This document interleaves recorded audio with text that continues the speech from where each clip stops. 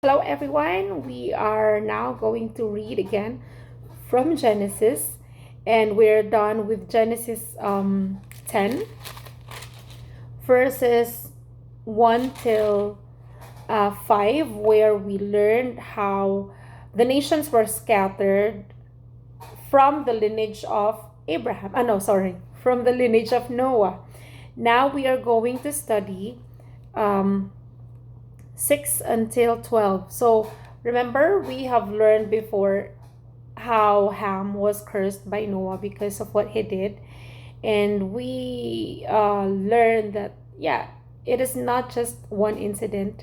It might have happened before because, that's the character of Ham. And it's not just like one accident where he accidentally saw Noah. He literally looked at his father and his nakedness. That's why it happened. And that is also the result of being drunk. So yeah, those are the things that we choose, and that's not God's choice, but that is man's choosing. And then at the end of the day, God will be the one to be blamed because of our poor choices. But anyway, we'll continue. So 6 verses 12. And the sons of Ham were Cush, Mizraim, Put, and Canaan. The sons of Cush were Seba, Havilah, Sabta, Rama, and Sabteka. And the sons of Raama were Sheba and Dedan. Cush begat Nimrod, and he began to be a mighty one on the earth. He was a mighty hunter before the Lord. Therefore it is said, like Nimrod, the mighty hunter before the Lord. And the beginning of his kingdom was Babel, Erech, Akkad, and Calneh in the land of Shinar. From that land he went to Assyria and built Nineveh, Rehoboth, Ir, Kala, and Resen between Nineveh and Kala. That is the principal city.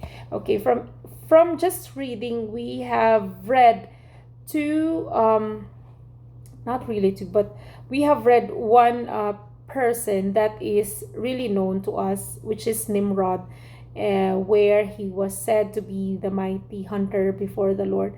So when I read what is before the Lord, because if you are going to read the whole story, he is the one who built the Babel. The kingdom was Babel, and then also Nineveh. And basing from this story, from the Bible story, we know that the stories from Nineveh and Babel is not a good story because they are the people, the people who built Babel are the ones who are proud and doesn't want to recognize God. And then the other one, Nineveh, this is where Jonah was sent because God is going to destroy the city because they're so evil.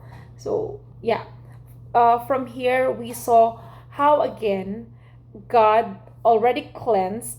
So God created a perfect world, and then we made to choose, and humanity chose their own way. So in here again, God cleansed and tried to save humanity by making an ark and saving Noah and the creatures.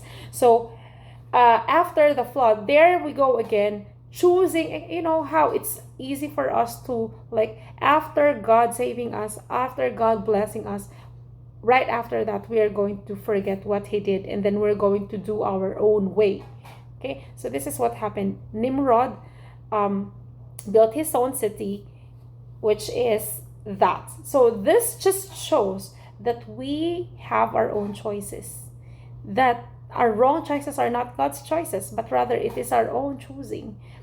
And at the end of the day, again, as I said previously, God receives the blame, which is really sad. So yeah, this just proves that we have our own choices. And yeah, our own choices has its limitations too. As we knew, Babel ended also, and Nineveh was about to be judged, but then they changed. So God will not leave us on our own to be destroyed by our own. God will make a way to try to save us. And that is our God, our loving God. So that's it for today. And hopefully I'm going to see you again next time.